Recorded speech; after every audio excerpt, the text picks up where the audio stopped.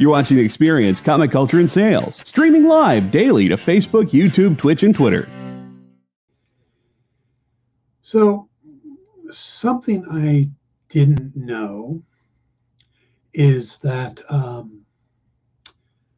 for Ted Lasso fans, which I guess I'm a Ted Lasso fan, even though I've never watched the show, there are so many clips of it on TikTok and YouTube. It's like I've watched all 3 seasons.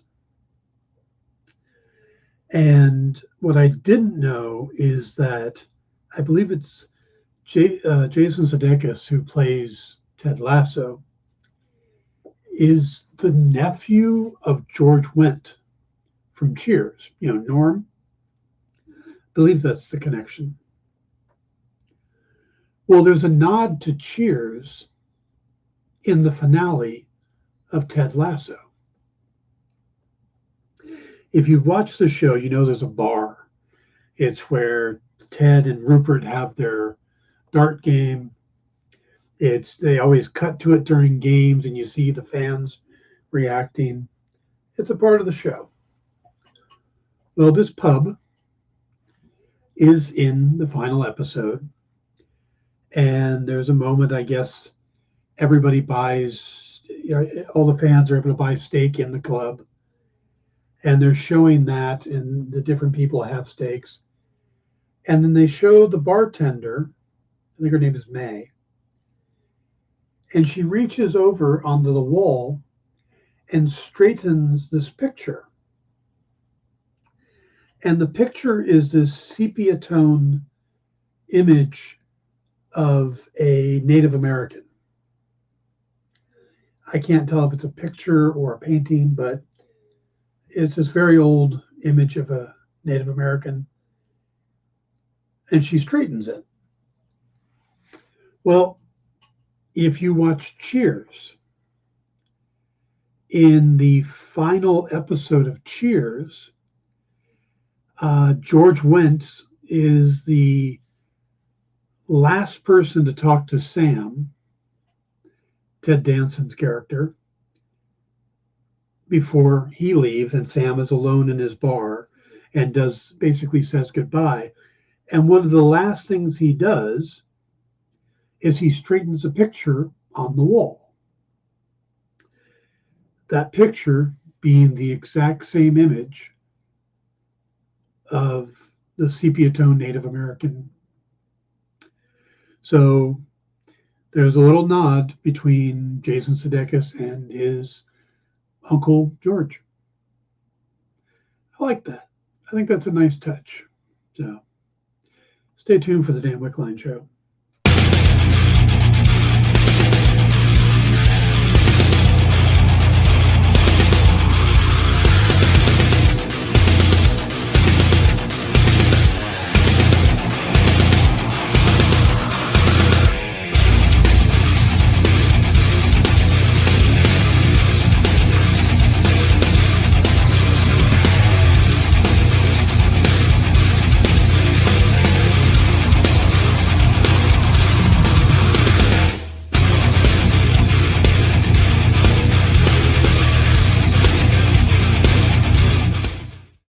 Hey everybody, welcome to the Dan Wickline Show here on The Experience. It is Thursday, it's May 8th. Why did I think it was February?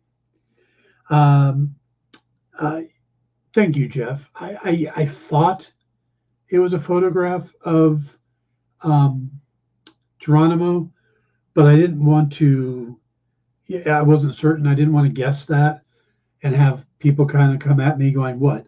It's a picture of a Native American, so you assume it's Geronimo? You know. Let's see, Jeff says, that hung in Nicholas Colasanto's, the character coach, dressing room during the first 3 seasons of the show. After his death, it was placed in the bar in the honor of him. That is even better. Oh, I love that. That is awesome. Thank you, Jeff. Hey, Ed, good to see you, Triple B. I apologize to you guys for not being here yesterday. I was under the weather. Still a bit under today, so today's show is going to be a little more loose. I almost thought about just doing an AMA, just let you guys throw questions. But then as I was doing some work today, I thought of a topic that would be kind of fun to talk about and get you guys involved in as well. So we're going to do some news, and then we're going to talk about how the difference in using fictional locations as opposed to real locations in a comic universe. Example being DC has Gotham and Metropolis and Paradise Island and Central City and Star City and Coast City and Saint Roche or Saint Roche, and Marvel has New York, LA, real cities. So that's going to be our topic, and an interesting way that classifies the two universes in different categories, which is kind of fascinating. But we're going to get to that. So, but let's dive into the news. If JD has the sound effect ready.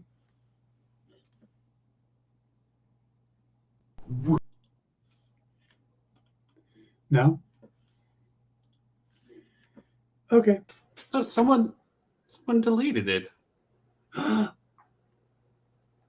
not right. Oh, wait, they moved it. Oh, here we go. Let's say Jay just used it on Tuesday. So, all right. So in the news today, we're going to start off with following months of going through dozens of audition tapes, Warner Brothers and DC Films looks to be getting closer to finding the star for their Superman Legacy movie. A second round of testing looks to be imminent. Insiders close to the process say that the first in-person tests with DC co-heads Peter Safran and James Gunn, who of course is writing and directing the pick, will take place around Father's Day weekend or the Monday or Tuesday after. And some of the names that are currently being considered: Nicholas Hoult, David Cornsweet, and Tom Brittany, expected to test for Clark Kent Superman, and Emma Mackey, Rachel Brosnahan, and Phoebe Denevor testing for Lois Lane.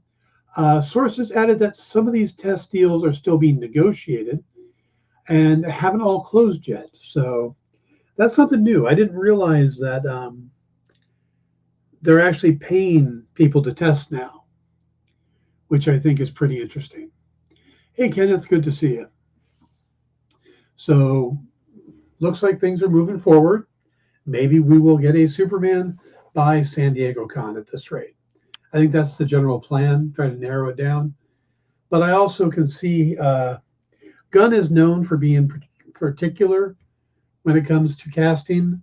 It took a long time for him to even agree to see Chris Pratt.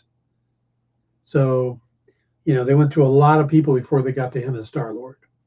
I could see them taking some time to get to Superman. So we got some comic book news. Black comic book publisher Black Sands Entertainment and Carl Reed's Composition Media have entered into a multi-million-dollar anime production deal focused on high-quality content that celebrates African heritage and empowers Black youth, according to the press release. Now, their first project under the pact is an anime TV series adaptation of the comic Black Sands, The Seven Kingdoms. Both companies will be investing in the production of the series, with Composition Media fully funding development. Now, if you're not familiar with Black Sands, The Seven Kingdoms, it's a geopolitical story that follows a young boy named Asar, whose life goal is to rule Kemet. This goal leads him on a journey to far-off lands in the ancient worlds. He deals with the complicated issues involving war and ancient gods that seek his death. He's accompanied by his kinfolk Seth, Aset, Nabet as they travel the world. So I'm not that familiar with Black Sands, so I may have to take a look at that. But very cool. I'm always up for seeing more comics adapted in any medium, whether it's animation, film, TV, radio programs, Uh, I enjoyed the Batman radio program they did. Well, actually, there's two. There's the one on HBO or Max, and then there's the one they did on Spotify with Winston Duke as Batman, which I thought was interesting as hell. All right, you're going to see some really weird headlines right now out there on a lot of those sites that like to speculate the hell out of things, the ones who will make the inflammatory headlines. This one will tell you that Tom Holland is quitting acting, which is not true.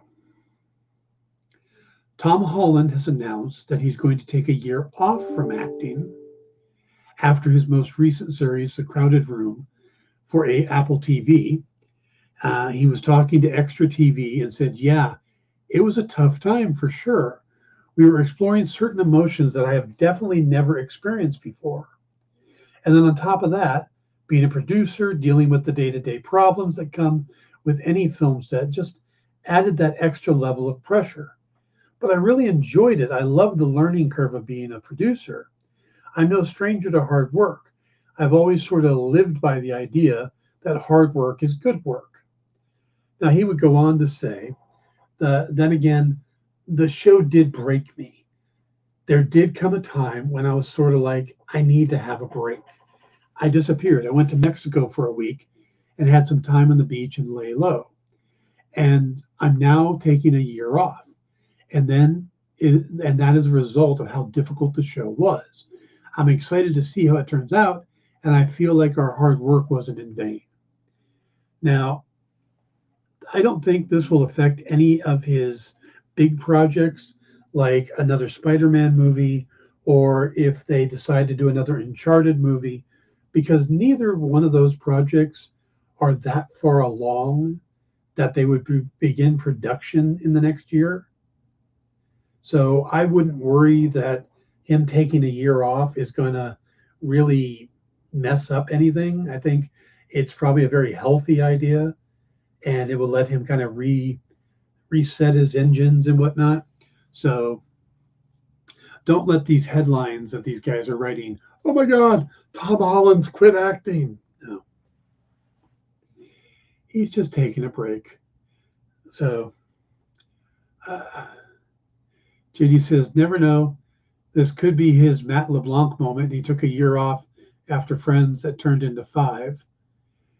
Well, the problem for a lot of actors is they take a year off, and when they come back, nobody cares. And then they end up never getting work again. I don't think that's going to happen with Tom Holland. He's going to be Spider-Man again. You know it's going to happen. So, yeah, I think a year off is not a big deal. So, speaking of Spider-Man and the Sony universe of Spider-Man characters, yeah,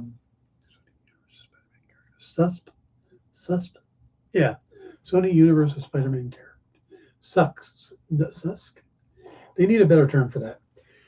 In an interview with Collider, Madam Web producer Lorenzo de Bonaventura talked about the upcoming Spider-Man spin-off movie and how it differs from previous entries in the Sony's Marvel universe.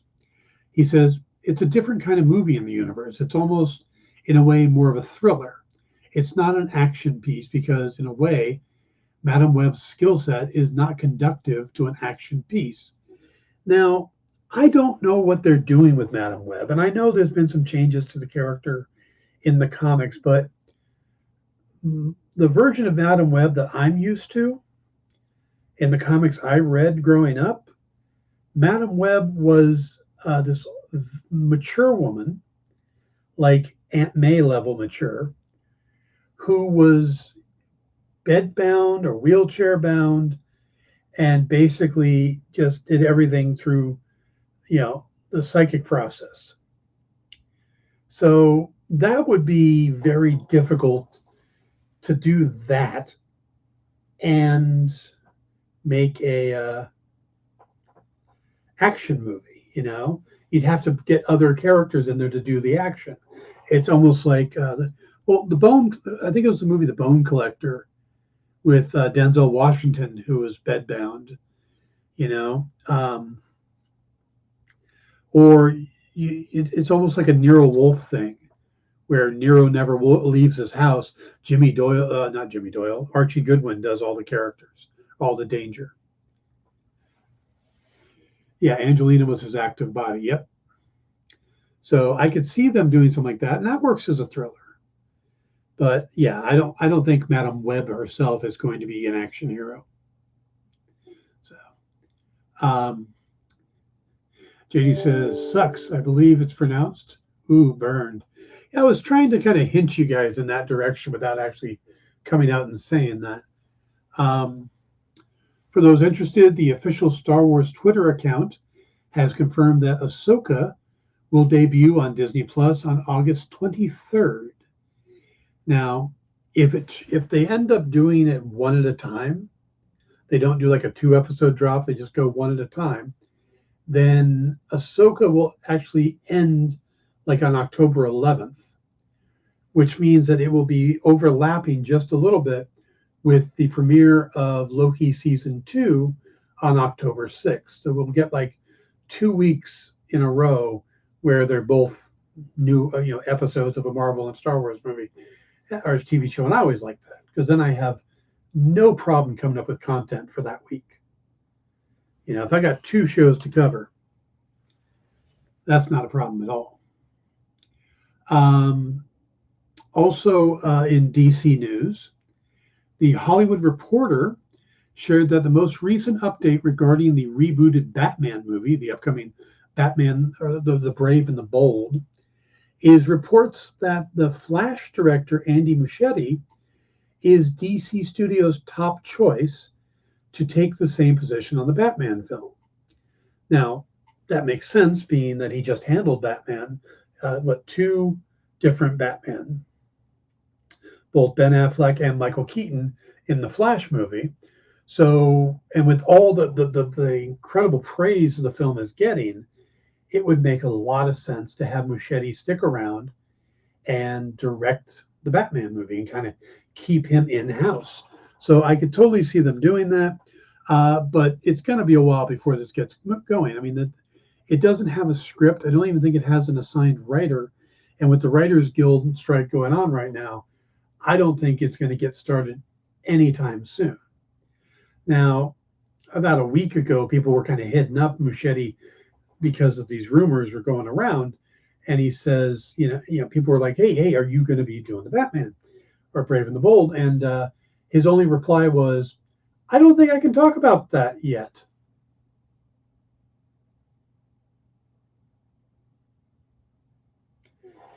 Can't talk about that yet.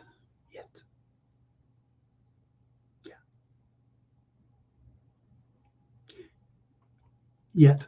So, all right, guys, that is the news.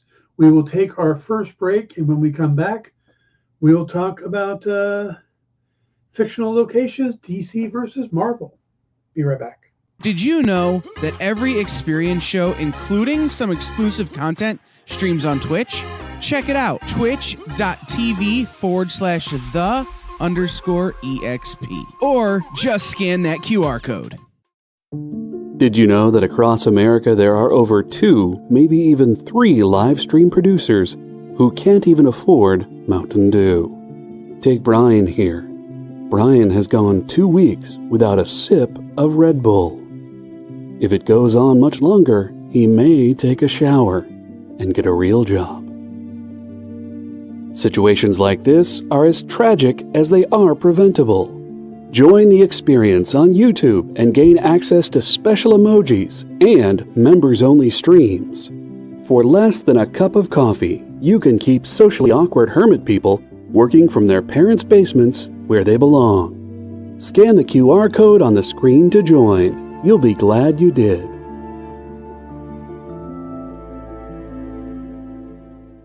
Imagine being at a convention and going to an interview panel that's just for you. No bustling crowds, no hours-long lines, just you, the moderator, and your favorite comic book creators. Well, this is pretty much that.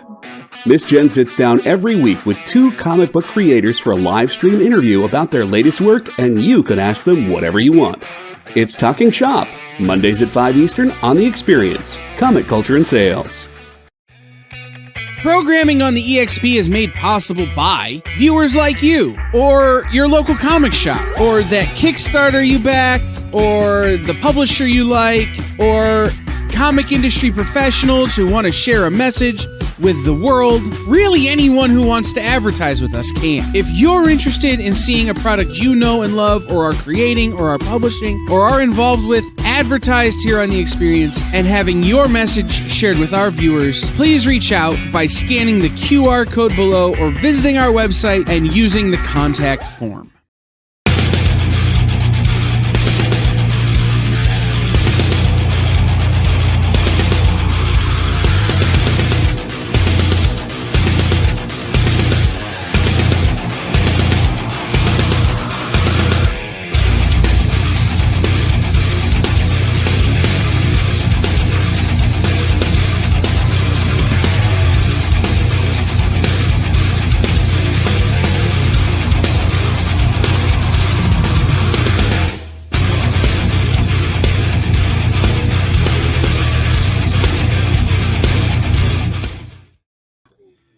Welcome back, everybody, to the Dan Wickline Show here on The Experience. Please hit the like and subscribe buttons down there.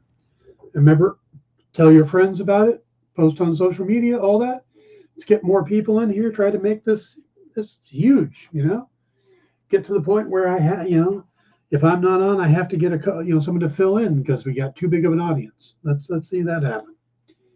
So today we're going to open up the Wickline School of Writing. And we're going to talk about, we're going to start talking about the difference between 2 genres, high fantasy and low fantasy. High fantasy, well, let me use some actual definitions before I break it down. Any story that includes a level of the unbelievable is described as fantasy. So, somebody flies, somebody does magic, there are monsters, there are goblins, there's a guy with a flaming skull on a motorcycle. Those are all elements of fantasy. Now, you can call it science fiction, there's other genres, but they do all fall into fantasy. Now, what is the difference between high fantasy and low fantasy? Because those are the 2 classifications, and it might surprise you that it's a much easier line to define than you would think. Well, again, all fantasy fiction includes characters who are doing unbelievable things. High fantasy or epic fantasy is high fantasy is fantasy written under the effect of drugs. Not necessarily, but good line. It's a subgenre of fantasy defined by the epic nature of its setting or by the epic stature of its characters, themes, or plot. High fantasy is set in an alternative fictional world rather than the real or primary world. This secondary world is usually internally consistent, but its rules differ from those of the primary world. By contrast, low fantasy is characterized by being set on Earth, the primary or real world, or a rational or familiar fictional world with the inclusion of magical elements. So, just to break this down,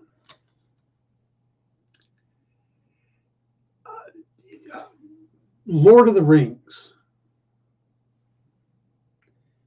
is high fantasy. Game of Thrones is high fantasy. But if it took place on Earth, I was trying to think of an example of a fantasy realm that takes place on Earth, but I can't think of one off the top of my head. Science fiction. Star Wars is more of a high fantasy. Star Trek is more low fantasy. Dresden Files is actually its own little thing. It's called urban fantasy. That's fantasy that takes place, would also be considered low fantasy, but urban fantasy tends to take place. Yeah, it's pretty much the same type of thing. You have magical elements in a natural setting.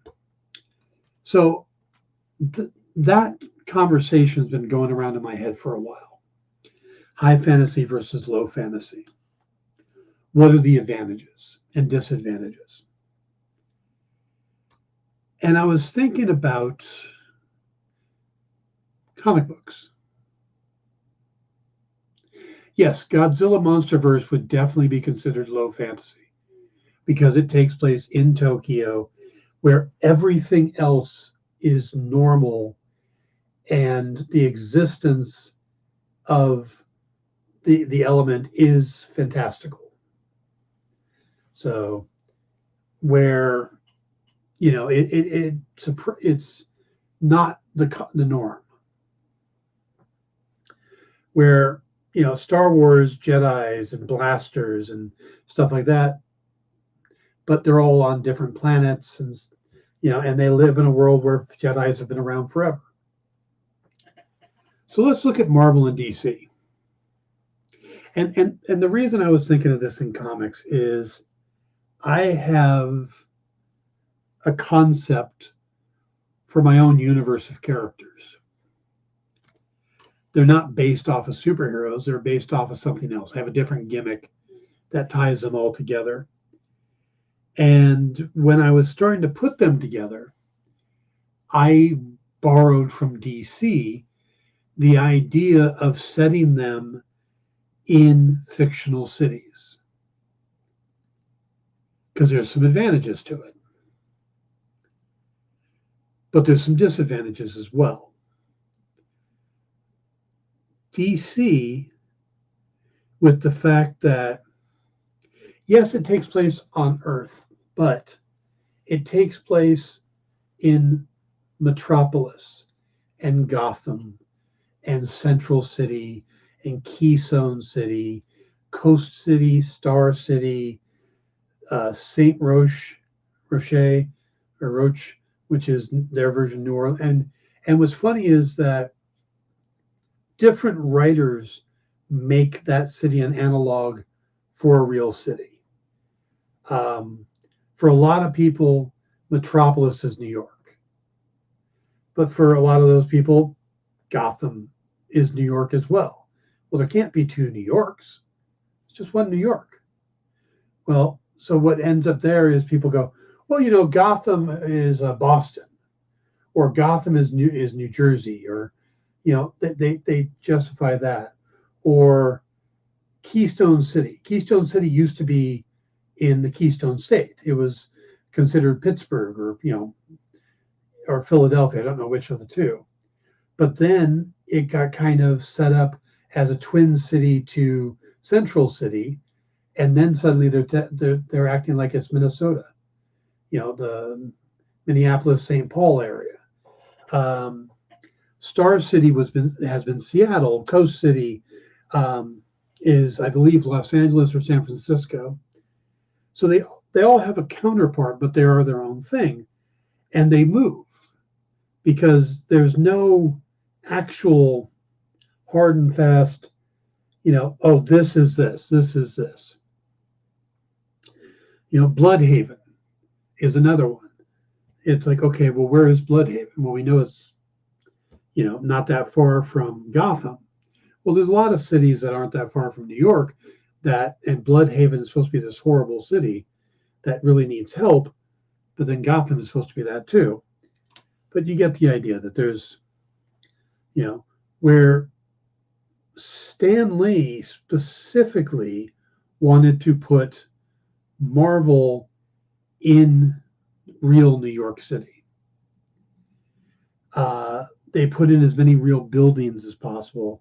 They put in as many real street names and locations, and he wanted to ground his characters in reality, so that the readers, and this is his own what he would say, so that the readers might open their window and see Spider-Man swinging by. That was his goal. So in a way, DC is high fantasy and Marvel is low fantasy, or urban fantasy, if you want to use probably a more modern term. And there's advantages and disadvantages to both. The advantage to doing something like Marvel did, and I've done this myself with my Lucius Fogg books, when you're dealing with a fantastical element like magic, vampires, werewolves, like I did, or aliens from another planet, who are flying around saving people, or a millionaire who dresses as a bat, or a guy that can run at the speed of sound, or any of these fantastical elements, the more you ground everything around it in reality, the more you make those fantastical elements believable. So if, the reader is reading that, on the corner of 5th and Main in downtown New York, not far from the Starbucks with the RKO, whatever it is, Schwartz store, all the, a bunch of New York references. Superman lands and donates money to a Salvation Army Santa that's standing outside the store. You do that. The whole idea that this guy flew in and landed, in the middle of the city suddenly becomes a little more real because everything around it is real. So you bring that fantastical feeling down. With DC, you don't have to do that. With DC, they're like, this is Metropolis. Everything is possible. These big, bright city, and Lex Luthor has built up all this stuff, and Lex can be president. Marvel kind of needs to go with the president that's real at that point. If they're going to ground themselves in reality that much, I guess the current president's Joe Biden in Marvel Comics, So that's the disadvantage, where with high fantasy, you really can make anything happen. If you want to say that Earth, you want to make it as close to Earth as possible, but suddenly there's a second sun. And it's not a second yellow sun. There's a yellow sun and a red sun. That would look kind of trippy in the sky. And that they're far enough apart that they stay up for, the day is 20 hours long. There's only 4 hours of night now because of the second sun that appeared. You could do that story in a fantasy realm. If you did it in a low fantasy realm, you really got to come up with the science behind it. You've got to ground it in pseudoscience to make it seem like fact. And you'll see it in movies. There's some movies you'll go see, and you won't even know the slips of logic. It won't even faze you. And then other movies you go and you go like, that's not possible. And why it bugs you is that they've spent so much time making everything else seem grounded and real that when you see something that goes outside of that, it throws you off. Marvel is grounded. Marvel is, you expect to see, you could expect to see Captain America walking up to your front door for some reason. That type of thing. It's just as likely as Mila Jovovich walking up to your front door. They become real people because everything around it is so real. You know, where DC, everything is myth. So Batman, the idea that given enough preparation time, Batman could beat any other hero or any other character. Well, when you look at it from a logical point of view, well, no. You know, I mean, if Superman wanted to kill Batman, he could do it from space with his eye beams, and Batman would stand no chance. Super speed, all of the abilities that Superman has, and doesn't have to get anywhere close to Batman, logically, to use kryptonite. So Superman should win every time. But he doesn't, because they're in this pseudo fantasy world, or they're in this fantasy world where they could make the rules, and they can make the rule that Batman is the greatest detective, and that given enough time for preparation, he can defeat anybody. That doesn't work in Marvel. Marvel, the other thing you'll notice is that Marvel grounds their characters as well in real problems. You know, Peter Parker is constantly having issues like, well, I have to get across town and get Aunt May's medicine and get it back to her before she has an attack and possibly die.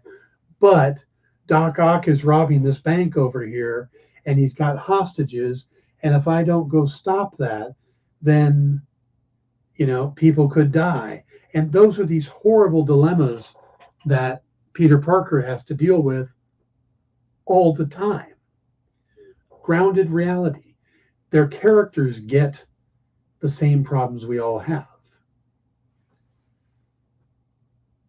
You don't expect Batman, Bruce Wayne, to have to deal with any of those. You know, could you imagine Batman having to go, well, I really want to repair the Batmobile, but the IRS is coming after my ass for the inheritance tax, and I don't know if I'm going to have the money to do it. Not a Batman story you'd ever expect to see. But you could see Peter Parker having a problem with the IRS. It's the difference between the two. So, again, it comes down to DC is high fantasy and Marvel is low fantasy. It's, you know, Marvel injects as much of reality into their comics as possible, and DC just they almost tell myths or fables. And where I see DC going wrong is when they suddenly start trying to ground everything. And you see different writers come in and they make these decisions to do these things. I'm a big fan of Mike Grell. Mike Grell is awesome. I love the Longbow Hunter series. It's great storytelling. It's also very Marvel in style. Longbow Hunters, there's a lot of Ollie's Past shows up. They move from Star City to Seattle. So now what was always believed to be Star City was the analogy for Seattle is now it's not, and there is a Seattle, and they're moving there. So suddenly it's this, we're in reality now. Black Canary gets kidnapped and sexually assaulted. All this other, all this grounded stuff starts happening in the book. And that kind of,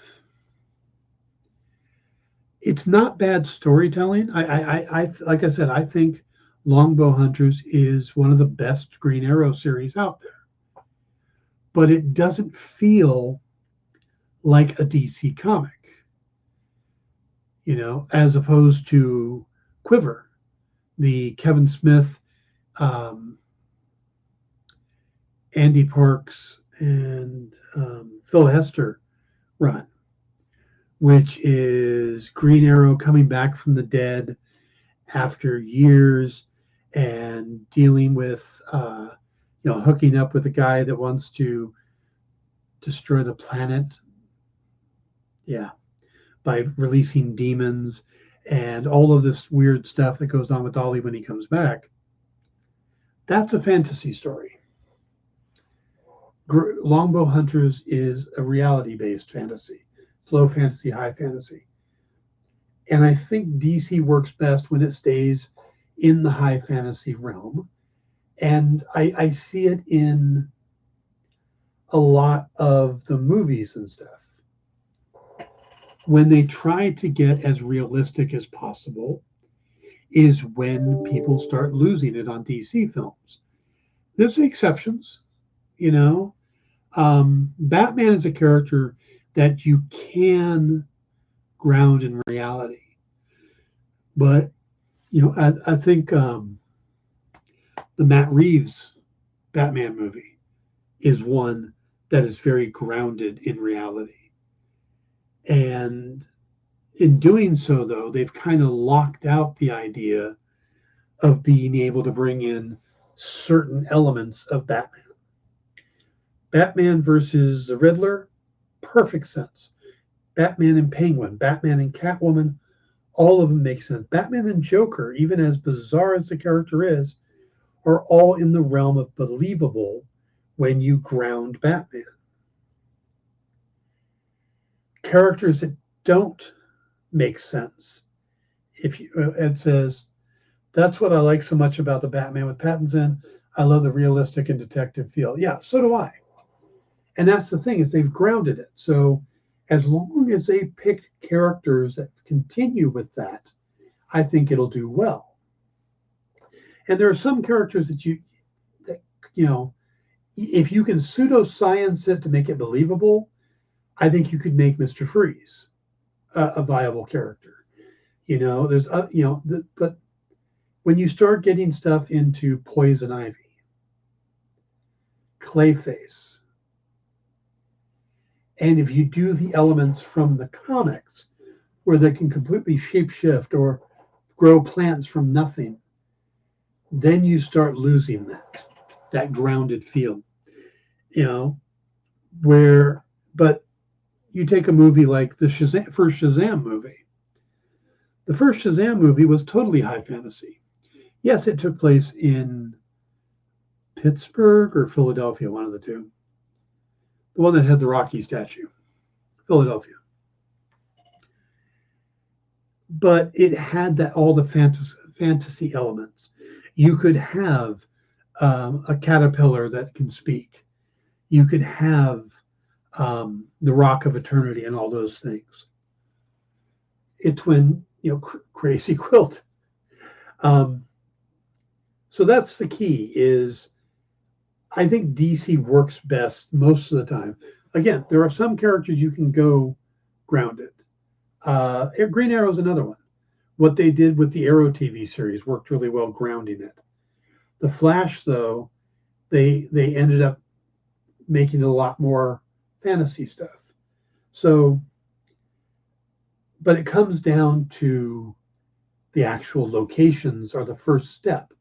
If you set it in a world where anything is possible because it's not our reality, then you can do anything you want. But if you set it in a world that it's New York, it's LA, it's our planet, then you're starting with our reality, and you have to explain all of the elements that are not our reality. So, all right, let's take a quick break, and we come back and we'll finish our conversation on this. Be right back.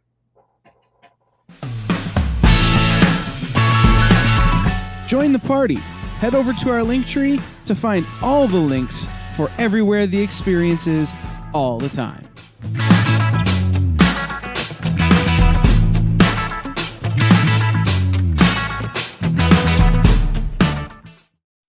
Comic Collectibles is a pretty straightforward show.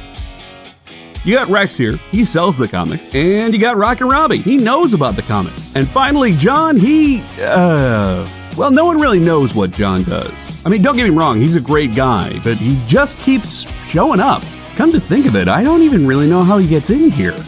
Anyway, awesome comics, rare books, rarer signatures, slabbed books, and amazing cover sketches by Ken Hazer and others. Simple formula, you want the comics, you buy the comics. To sum up, Rex sells the comics, Robbie knows the comics, and John, who might possibly be a ghost. I mean, seriously, has anyone ever seen him show up or leave? Comic Collectibles with Rex and John, Mondays from 6 to 8 Eastern on The Experience. Comic Culture and Sales.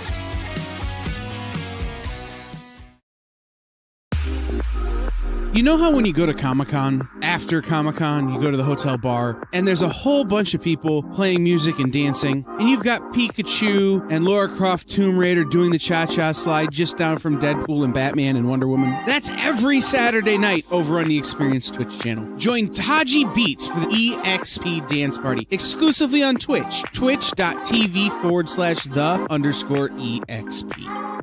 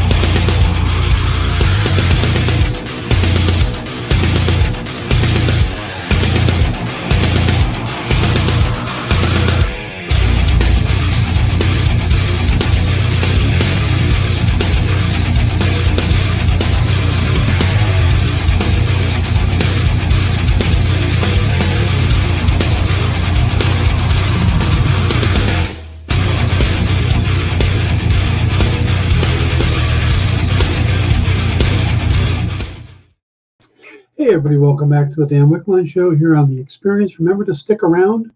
We have some great shows coming up. We have What's in the Box, where Miss Jen will be, she's dug up some pretty oddball comics, or oddities, she called them. And yeah, you might want to stick around for some of those, just because. And then Space Cadets is on after that. And you think talking about high fantasy, low fantasy between Marvel and DC, they're talking about the cities in the different comic verses as well, but they're talking about what the cities themselves would be like with like road conditions. So you want to stick around for that. Let's see, we got some questions here. JD asks, would you say that part of the popularity of Marvel films and the Arrowverse is because they started off as very grounded, low fantasy and built up to the fantastic elements slowly over time? Yes, I think that is the best way to handle it. Where I think the going the opposite way doesn't work. So if you have these huge fantastical elements and then you try to start grounding things, it's not going to work. But if you start off grounded, like Iron Man really did seem like it was mostly realistic. You know, it's just technology, advanced technology. Great. And you could build up to suddenly you have aliens, and yes, that is a great way to do it. And that's why I think Marvel has been really successful. But yes, I think that the slow build and Arrow and how they then introduce the Flash, and then we get to Legends of Tomorrow and the more fantastic elements, to where they could have John Constantine on Arrow and it doesn't seem out of the realm of possibility. Ed asks, you think Marvel films started out grounded? Green rage monsters, magic hammers, freezing a guy for 70 years. They're all science-based. In a sense, it's science fiction. Science fiction is in itself a bit of grounding. is because they're just saying that it's not, even if you think about it in Thor, there's a line where Thor is talking to Jane and says, what you call science, or some call magic, and it's something in between the two. The flying gods aren't really flying gods, but they're another dimension. I mean, they do ground a lot of that stuff. Hulk is a science fiction monster. He would have been, he was a perfect creation from the 50s atomic age, So yeah, Marvel was very grounded in their beginning. Yeah. Let's see, a flying suit. Yeah. Hey, James Bond had a flying jetpack in the 70s. JD says, took a long time for Marvel to clip a toe into that unfettered magic. Even in Doctor Strange, they called it source code of the universe. Yeah. And since I was just poking fun at JD because he does it to me all the time. Yeah. But no, I think those are all fair comments. When you're telling stories, the important thing, when an audience comes to a new story, they're expected to come in and wait and accept the rules of the new world that they're given. If I'm writing a brand new vampire story and you come in and go, well, that's not possible because vampires, can't be in the sun, and they die from stakes in the heart and garlic. And well, if I'm writing this story, then I'm creating what the mythos is. Vampires don't exist in reality. So in my universe, they can be whatever they want. And as a reader or as an audience, it's expected of you to allow me to create the rules of my universe. That said, once I've established those rules, I need to stick with them. I need to, make it, make my reality consistent. That is my job for the audience. So if I start off with a very grounded story, like, okay, Matt Reeves has made a very grounded Batman story. If he wanted to bring in a over-the-top character, he would have to do a lot of work to either ramp up to it or to ground it. If Superman suddenly showed up in the Robert Pattinson Batman movies, it would make zero sense. Because it's not created for that. Could they get there? Absolutely. But you have to lay that foundation. Now, if you do a Superman movie, like Man of Steel, when Man of Steel was made and they said, okay, this is the world we live in. There's this guy, he's from another planet. There's this crashed ship. He can fly. He can, shoot lasers out of his eyes and is super strong. He can't save his dad from a hurricane, but he can do all of this other great stuff. And then suddenly Batman shows up. You're like, of course Batman can show up. Because Batman's just a guy in a suit. Of course. Green Lantern. Well, yeah, another alien race with rings. That makes sense. Wonder Woman. Well, Paradise Island. Sure, that makes sense. There's Amazon. Why not? So when you set the rules, there's an expectation level from the audience and the writer that has to be agreed upon. Now, if you get too fantastical and but if you do that, you have to find other ways to connect to your audience. Grounding something is a great way to connect to your audience because they feel like, oh, this is my world. Okay, so this is happening in the world around me.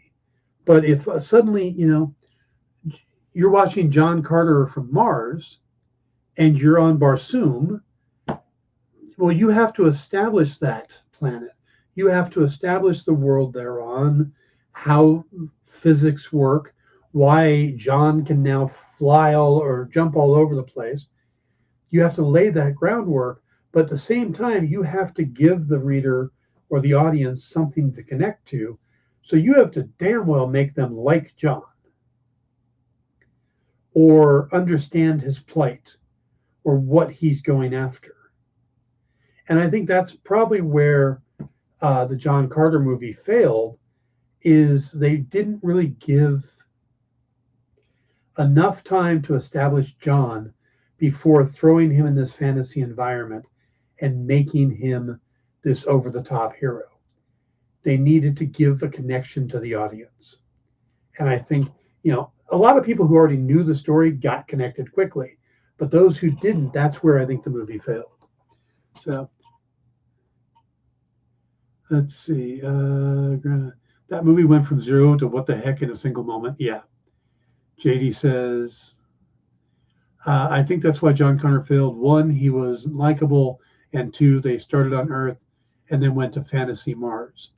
They could easily have started on Earth. They could have spent a little more time with him being a soldier.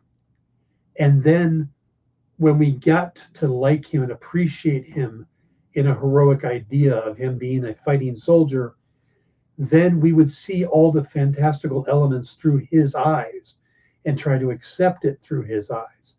But we didn't spend enough time with him on Earth, didn't really establish a rapport, so that when we ended up on Mars, there was no connection. We didn't have a connection. We just suddenly saw this guy that we didn't know in the clutches of these tall green guys with 4 arms.